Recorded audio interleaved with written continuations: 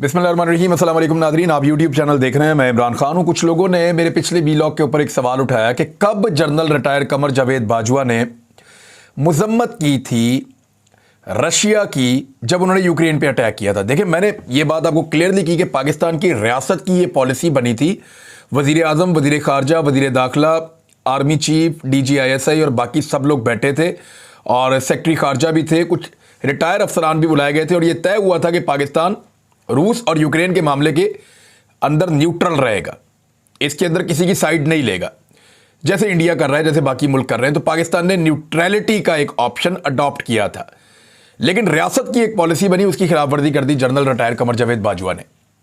और वो जो उन्होंने खिलाफवर्जी की, अब उसके ऊपर उनके इदारे के अंदर इंक्वायरी उस वक्त होनी चाहिए थी, अब भी होनी चाहिए। और ये एक ऐसी चीज है जिसके ऊपर बाकायदा इसके ऊपर पूछताछ होनी चाहिए कि आर्मी चीफ कौन होता है कि वो जाए और जाकर रियासत जो बात करे वो उससे हट के कोई और बात कर दे। क्योंकि उस मीटिंग में आर्मी चीफ मौजूद थे और आर्मी चीफ ने उस मीटिंग में ये बात एडमिट की थी कि हमारा कंसेंसस हो गया है कि हम न्यूट्रल रहेंगे। लेकिन उसके बाद उनके ऊपर ऐसा क्या दबाव आया या उन्हें ऐसा क्या मसला था कि उन्होंने जाकर रियासत की पॉलिसी के खिलाफ अपनी जाती एक पॉलिसी स्टेटमेंट दे दी। वो आर्मी चीफ के मनसब के ऊपर थे। ये बात इतनी आराम से पीछे नहीं छूट जाएगी और ये एक्चुअली रजीम चेंज ऑपरेशन का हिस्सा आप इसको समझिए कि वहां पे ये तासुर आया कि इमरान खान की गवर्नमेंट अमेरिका के बारे में, यूक्रेन और रूस के बारे में एक अलग पॉलिसी रखती है जो अमेरिका को पसंद नहीं है। लेकिन इस मुल्क का आर्मी चीफ यूक्रेन और रूस के बारे में एक अलग पॉलिसी रखता है जो अमेरिका को पसंद है। हालांकि जो असल पॉलिसी थी वो सबने मिलकर बैठकर बनाई थी। सबूत के तौर पे मैं आपको वॉइस ऑफ अमेरिका का ये पेज दिखा रहा हूं, इसको आप देख लीजिए। वॉइस ऑफ अमेरिका का ये पेज है, इस पे लिखा है कि Pakistan army chief blasts Russia's aggression against Ukraine. ये हेडलाइन है, मजीद मुझे आपको बताने की जरूरत नहीं है। इसके अंदर उन्होंने कंडेम किया जो रशिया ने किया और रशिया की जो पॉलिसी थी यूक्रेन के ऊपर अटैक की, बाजवा साहब ने उसके खिलाफ स्टेटमेंट जारी किया जो पाकिस्तान की पॉलिसी के, रियासती पॉलिसी के खिलाफ था। अब इसके ऊपर जो है वो इमरान खान साहब को उस वक्त एक्शन लेना चाहिए था, उन्होंने नहीं लिया। वो खुद रजीम चेंज की तरफ फंसे हुए थे और बहुत सारी चीज़ों का उन दिनों में सामना कर रहे थे। मैं आपको तारीख भी बता देता हूं ताकि आपको याद रहे। ये जो तारीख इसके नीचे लिखी हुई है, एक तो ऊपर लिखी हुई है 2 अप्रैल 2022। 2 अप्रैल 2022 को 9:31 में सुबह जो है ये खबर वहां पे शाया हुई है और इस खबर की तफसीलात भी मौजूद हैं। आप देखना चाहें तो वॉइस ऑफ अमेरिका के पेज पे जाके देख सकते हैं। ये खबर मैं आपको दिखा भी रहा हूं, इसका लिंक यहां से आप इसको देख लें। एक तो चीज़ ये बड़ी क्लियर है। दूसरी बात यह है कि इंतखाबात ऐसे गले पड़े हैं कि उसके आगे आगे सब भाग रहे हैं। यानी इमरान खान साहब इंतखाबात के लिए पीछे पीछे भाग रहे हैं और बाकी सारे आगे भाग रहे हैं। आज भी इंतखाबात की तारीख का फैसला नहीं हो पाया। PMLN 2 हिस्सों में डिवाइड होगी इंतखाबात को लेकर।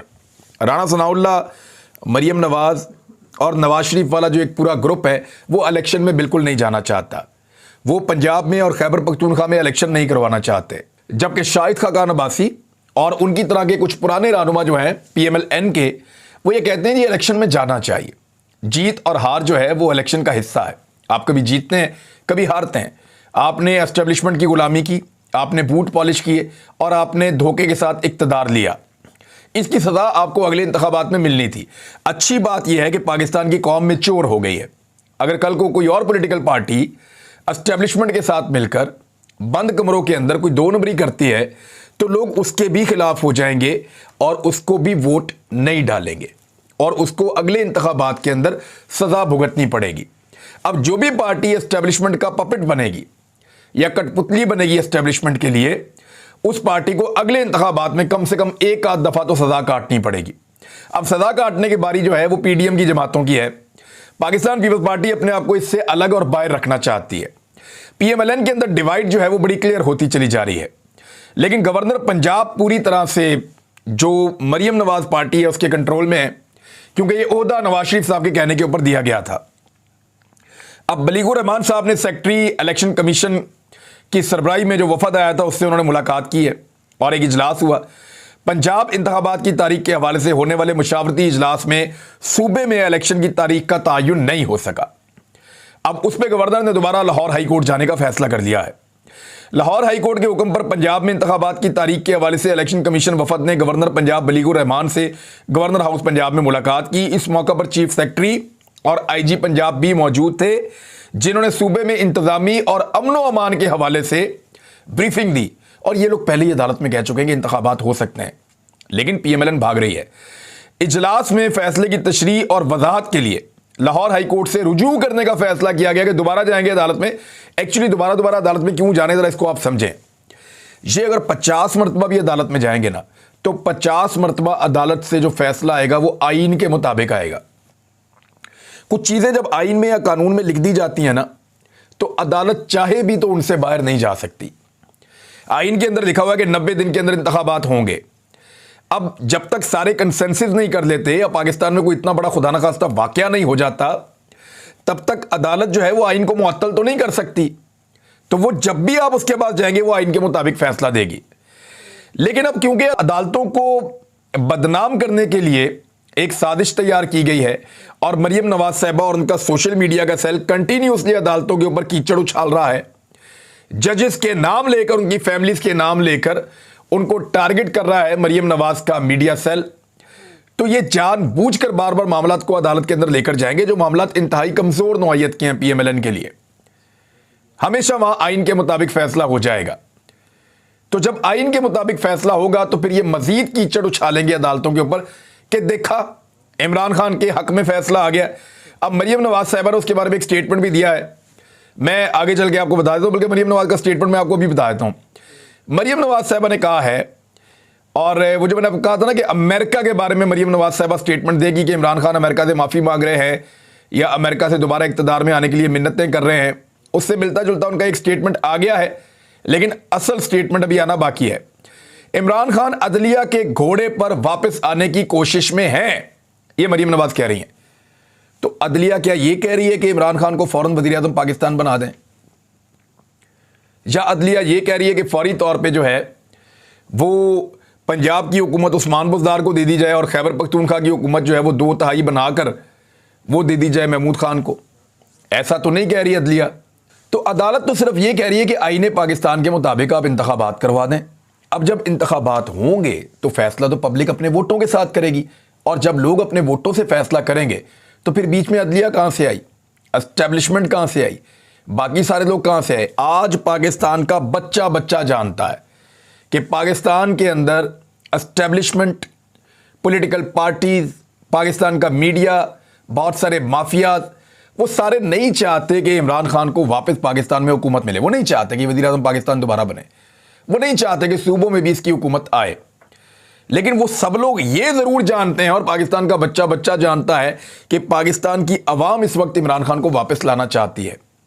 अभी जो शहबाज शरीफ साहब ने मुबैना तौर पे एक सर्वे करवाया है, उस सर्वे में शहबाज शरीफ साहब को ये इंफॉर्मेशन पहुंचाई गई है कि 76% पाकिस्तानी इमरान खान को वोट डालना चाहते हैं, शहबाज शरीफ को वोट नहीं डालना चाहते। बाकी जो 24% बचते हैं उनमें कुछ शहबाज शरीफ के हैं, यानी पीएमएलएन के हैं, कुछ पीपल्स पार्टी के हैं, कुछ फजलुर रहमान के हैं, कुछ तहरीक लब्बैक के हैं। तो इन सब के वोटर मिला के जो सर्वे शहबाज शरीफ साहब के पास आया वो 24% है, बाकी 76% सारे इमरान खान के साथ खड़े हैं।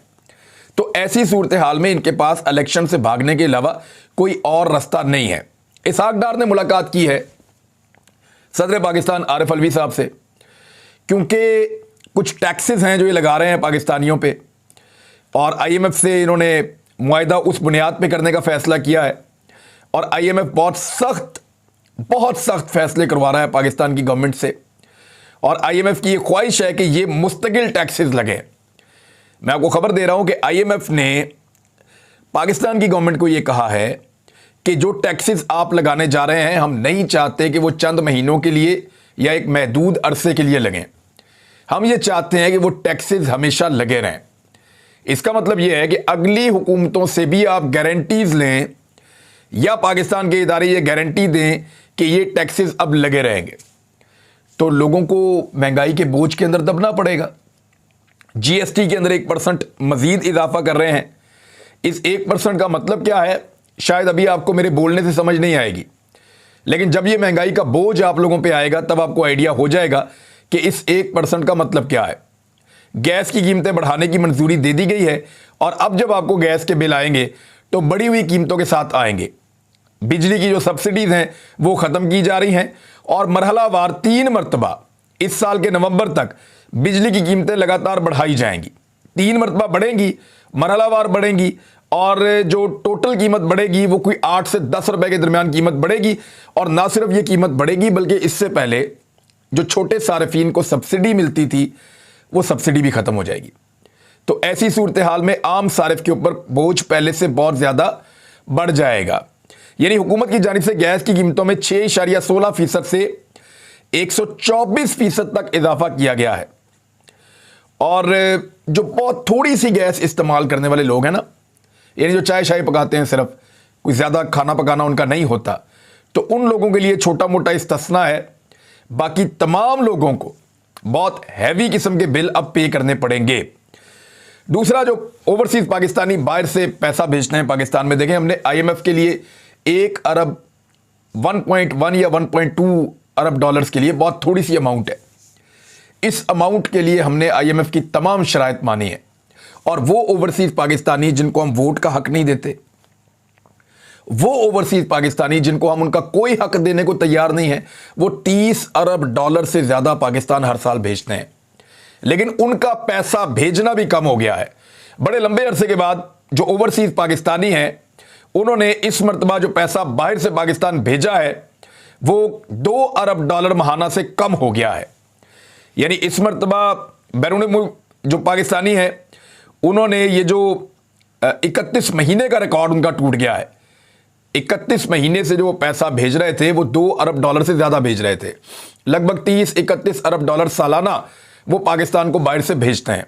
लेकिन ये एक ऐसा महीना शुरू हुआ है पिछला जनवरी का जिसमें 2 अरब डॉलर से भी कम, यानी 1 अरब 90 करोड़ डॉलर से कुछ जायद की तरसीलात ज़र या बाहर से जो फॉरेन रेमिटेंसेस हैं वो आई हैं।